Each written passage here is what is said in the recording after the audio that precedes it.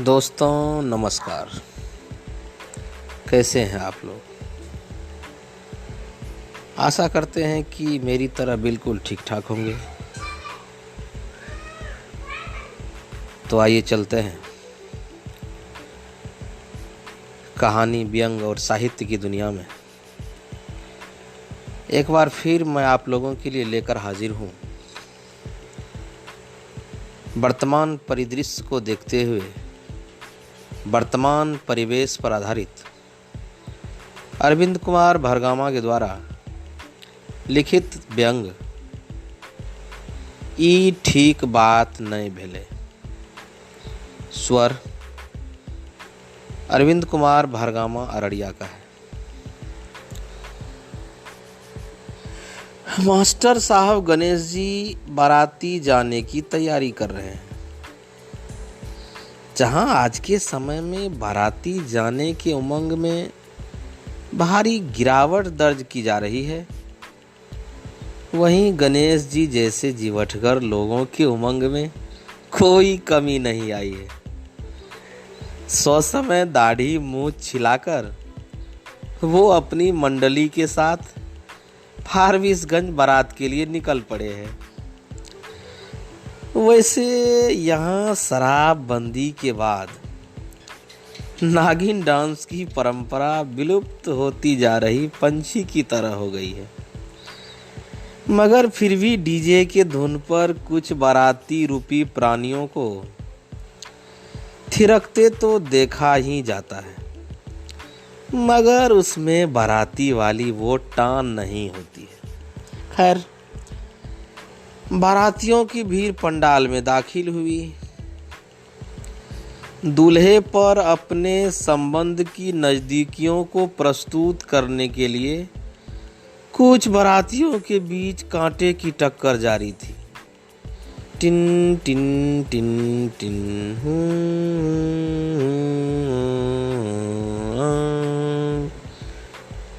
ये गाने की धुन काफी देर से पंडाल में बज रही थी। ये धुन विवाह गीत गाने वाली महिलाओं के बदले में मोर्चा संभाले हुए था।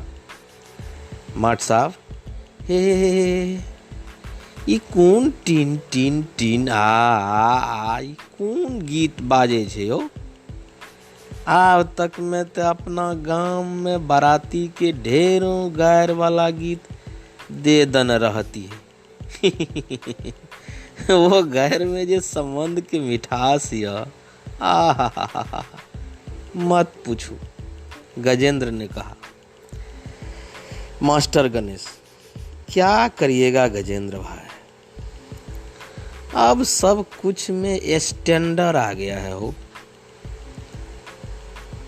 उधर दूसरी तरफ बारात के मुखिया और सरात के मुखिया के बीच तू मैं जारी था। आप लोग तो हमारा बेइज्जती करवाने पर तुले।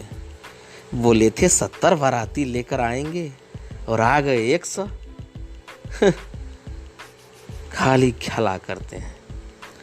लड़की के भाई बंटी चिढ़ते हुए बोला, अरे क्या करें बंटी जी, दोस्त मित्र इधर उधर तो हो ही जाता है ना, आज सब पार लग जाएगा। लड़के का भाई राजू ने जवाब दिया। अच्छा ठीक है। लड़की का भाई बंटी मुंह फुलाते हुए अंदर रसोई बनाने वाले कक्ष में आवश्यक निर्देश देने चले गए। इधर दोनों के बीच तू मैं का दौर खत्म ही हुआ था कि उधर किसी बात को लेकर बाराती सराती के बीच लड़ाई झगड़े का दूसरा राउंड चालू हो गया। बाराती सराती दोनों के बीच एक ऐसे जीव छिपे होते हैं जो एक बार शादी ब्याह में अगर झगड़ा उठाए बिना उन्हें मन ही नहीं लगता है। ये झगड़ा उठाने वाले प्राणी लगभग हर जगह पर देखने को मिल जाते हैं। खैर, अब बाराती अपनी मुख्य भूमिका को निभाने के लिए भोजनालय के पंडाल में पधार चुके थे। इन बारातियों की सेवा में कई खस्सी कुर्बान किए गए थे। इधर बाराती हंसी मजाक के बीच मांस का लुत्फ उठा रहे थे, तो उधर गणेश जी, गजेंद्र जी, रमेश जी, कमलेश्वरी जी जैसे कुछ जीवठगर वैष्णव प्राणी भूख से तिलमिलाते हुए इधर उधर भटक रहे थे। इन सभी वैष्णव जीवों की हालत कमजोर विपक्ष की तरह हो गई थी, जिनका सुनने वाला कोई नहीं था। गजेंद्र, मठ साहब, बड़का भंगठा में पड़ गेलू यो, आप की हेते यो। गणेश, ठीके कह रहे हैं, अच्छा हिम्मत रखिए, अभी सभी लोग को खिलाने में लगे हुए, इसके बाद अपना लोग का नंबर आ जाएगा। गणेश बाबू ने खुद को दिलासा दिया। हा, बस कीजिए, बस कीजिए। अरे अरे अरे लीजिए ना ये हड्डी वाला पीस। अरे क्या बात करते, जवान जहान है।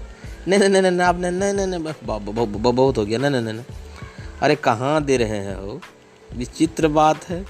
यहाँ दो, खाने वाले को कोई देने वाला ही नहीं है, यहाँ वहाँ भटक रहे। दो यहाँ 4 पीस दो यहाँ। यहाँ पर ओहो, यहाँ पर दो यहाँ। भोजन के पंडाल में कुछ ऐसे आवभगत करने वाले लोग थे जो विशेष स्वागत के चक्कर में जवरन, मांस, चावल, मिठाइयाँ बारातियों के पत्तल में ठूस ठूस कर दे रहे थे। कुछ देर बाद भोजन का दौर खत्म हो गया। जूठे पत्तल उठाने वाले जीव की हालत खराब हो रही थी। लगभग पत्तल पर मांस, चावल, मिठाइयाँ पड़ी हुई थी। भोजन की काफ़ी बर्बादी हुई थी।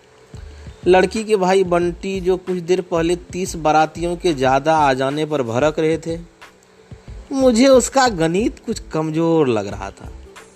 यहाँ जितनी भोजन की बर्बादी हुई थी, उसमें तो और 60 आदमी खा सकते थे। पता नहीं उसका कैलकुलेशन कैसा था।